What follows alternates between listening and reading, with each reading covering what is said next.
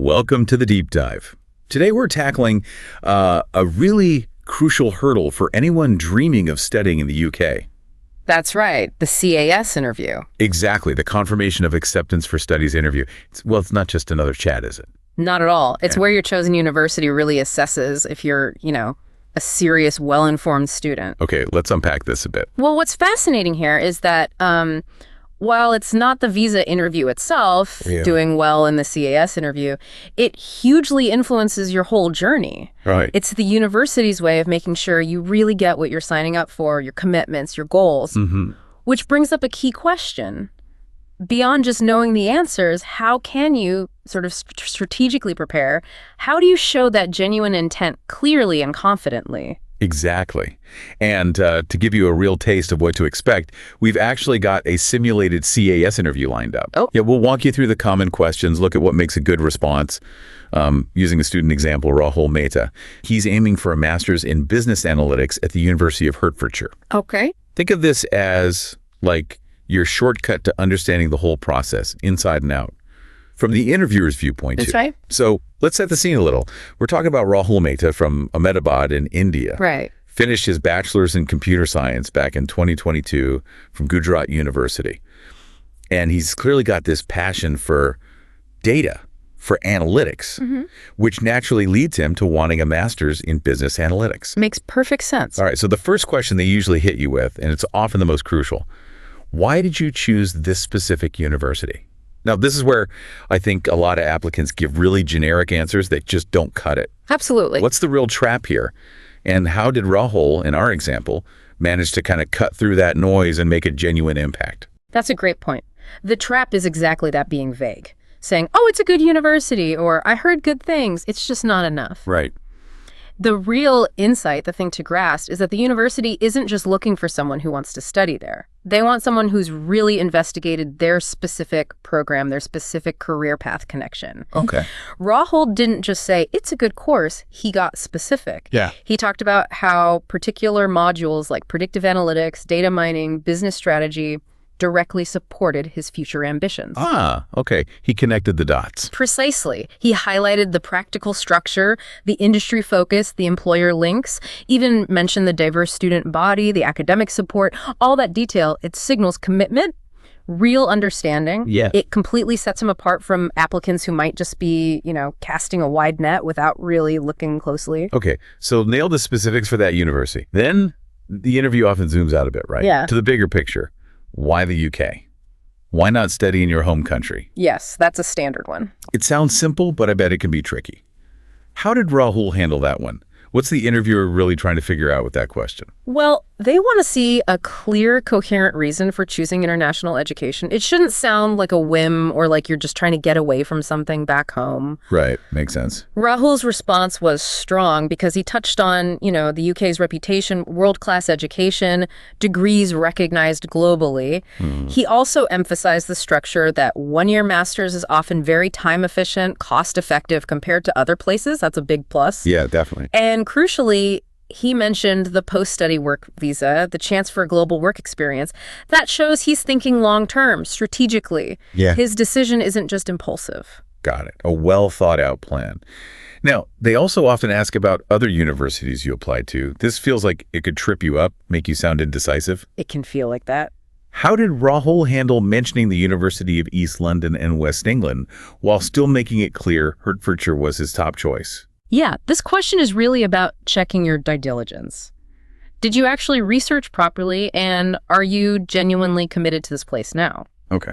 Rahul was smart. He clearly stated that, yes, he looked at others, but after reviewing the course content, the rankings, Hertfordshire emerged as the best fit for his specific goals.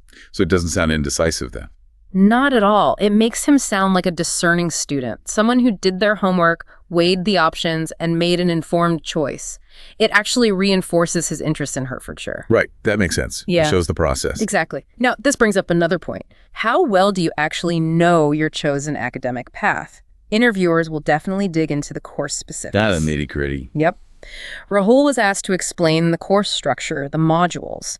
And what he did well was demonstrate a deep understanding. Not just listing them off a web page. No. He detailed modules, data mining, predictive analytics, data-driven decision-making, the capstone project, but then he linked them directly to building the skills he needs. Analytical skills, business skills. So it's the why behind the what. Precisely. It shows why those specific components matter for his aspirations. Okay. And it's not just about the course content itself, but also where you'll actually be, right? They ask about the location. Always. They want to know about the university's location, the area around it. What are they looking for there? Just checking, the address? Not quite. They're looking for signs you've actually thought about living there. Consider the practicalities. That you won't arrive and be totally shocked by the environment. Okay. Managing expectations. Exactly. Rahul knew Hertfordshire is in Hatfield, knew it was about, 25 minutes from central London by train. Right. But he didn't just state facts. He described Hatfield quiet, student-friendly, good facilities, affordable accommodation, safe. So painting a picture. Yes. And crucially, he also mentioned London's proximity as an advantage for networking, maybe job opportunities later. It shows a holistic view. He's thought about his life there, not just his studies. Okay. And what about that question about friends or family nearby? Rahul had a cousin in Birmingham. How does that play in? Yeah, that seems like a casual question, but it can be used to gauge your focus. How so? Well, having family nearby is fine, of course. But Rahul's response was good because he immediately reaffirmed his plan. He intended to stay in Hatfield. Why? To be close to the university, to maintain a focused academic routine. I see. So it reinforces that studying is the main goal. Exactly. It signals to the interviewer that his primary purpose for being in the UK is his education, not, just hanging out with his cousin. Right. Okay, now for the really practical stuff. Funding. Yeah. How will you fund your education and living expenses? This must cause a lot of anxiety. Oh, absolutely. It's a major stress point for students. So what's the number one thing interviewers need to hear beyond just the amount of money? Clarity, transparency, and a realistic plan. They need to feel confident you won't face financial difficulties that could derail your studies. Rahul's answer was strong because it was confident and clear. He stated his parents were his sponsors, gave specifics, father owns a business, mother works for the state government.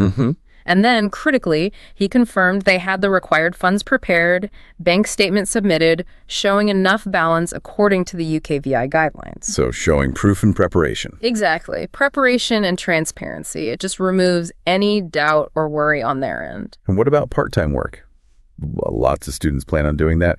How did Rahul talk about it without making it sound like his studies weren't the main focus? Yeah, that's a balancing act. You need to show you understand your priorities. Right. Rahul handled it well. He stated a preference, maybe working within the university or perhaps retail customer service.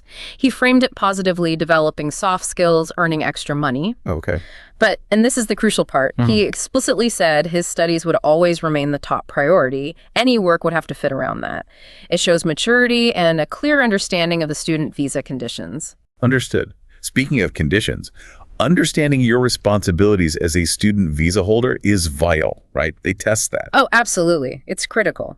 They need to know you understand the rules you'll be living under. So what did Rahul outline? He clearly laid out the main duties: attending classes, meeting academic requirements, not working more than the allowed hours, usually 20 hours a week during term time, and also following all the visa conditions strictly, reporting any significant changes like address or course details to the university and the UKVI. So ticking all the boxes. It shows he's taking his status seriously, understands the obligations, he's not viewing it casually. Okay, and then there's that really tough question, the one that tests your resilience. What will you do if your visa gets refused? Wow, that must throw people. It's designed to. It's a bit of a pressure test. Many people might panic or just not have an answer. So how did Rahul's response show he'd actually thought about this potential setback? His answer showed resilience and, importantly, a plan. He didn't just say, I'd be upset. He outlined steps. Like what? Review the reasons for refusal, try to correct any issues identified, then reapply. And importantly, consult with the university and potentially a qualified immigration advisor for help. Okay. A logical process. Exactly. It demonstrates a calm, problem-solving mindset.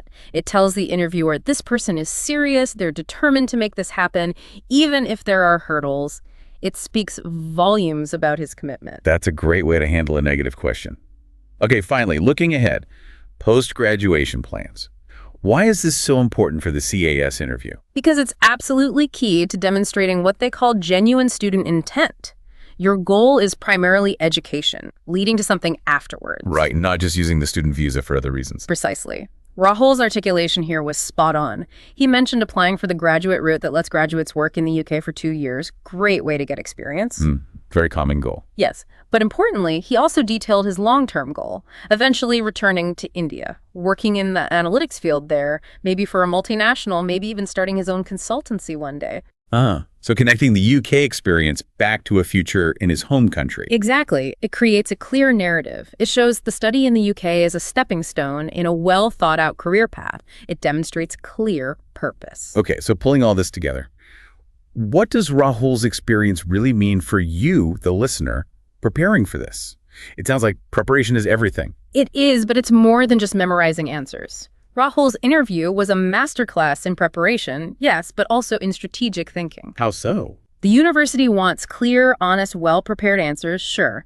But digging deeper, they want to see the why, the reasoning behind your choices, your genuine commitment to this specific path. Right. It's about authenticity. Absolutely. So maybe we can distill this into a kind of checklist based on Rahul's success and what these questions are really digging for. Yeah, let's do that. A CAS interview checklist. Okay, first, deep dive into your course. Know the content, the modules, inside out. Don't just list them, explain why they matter to you. Got it. Know your stuff. Second, articulate your why. Be crystal clear on why the UK and why this specific university. Link it directly to your unique goals, academic and career-wise. Makes sense. Be specific. Yeah. Third, master your money story. Explain your financial plan with confidence, transparency. Show you've got it all prepared. The proof is there. No ambiguity. Okay. Financial clarity. Fourth, know your new home. Get familiar with the university's location, the town, living arrangements. Show you've thought about the practical side of living there. Right. Do your local research. Fifth, project genuine intent. This is crucial. Show you're a serious student. Have clear, well-thought-out post-study goals that logically follow from your course. Connect the present to the future. Exactly. And finally, sixth, communicate clearly. Practice speaking English fluently, naturally. Get your ideas across with confidence and precision. Yeah, practice definitely helps there. So remember, as this deep dive shows, the CAS interview isn't just a formality. It's designed to really figure out if you're a serious, well-informed student. It's your big chance to show your commitment, to convince them you're the right person for their program. It really is. Okay, that wraps up our deep dive into the CAS interview. We really hope this breakdown gives you the confidence and maybe some clarity you need as you approach your own interview. And maybe something to think about. How does understanding the intent behind interview questions, not just for CAS, but any important interview, academic or professional, help you strategize? How can you use that understanding of what they're really asking to shape your answers more effectively? It really comes down to preparation, clarity, and showing that genuine intent. Those are always your strongest tools. Good thought to leave people with. Until next time, stay confident, stay prepared, and keep chasing those dreams to study abroad.